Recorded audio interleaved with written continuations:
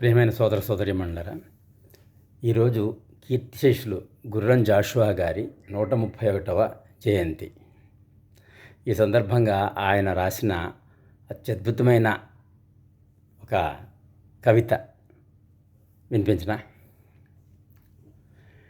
కులమతాలు గీచుకున్న గీతలు జొచ్చి పంజరాన కట్టువడను నేను.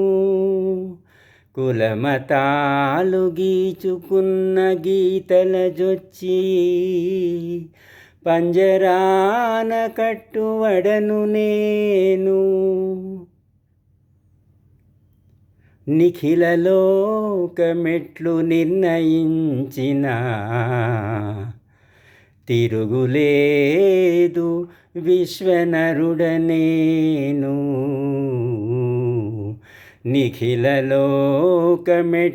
నిర్ణయించిన తిరుగులేదు విశ్వనరుడనేను.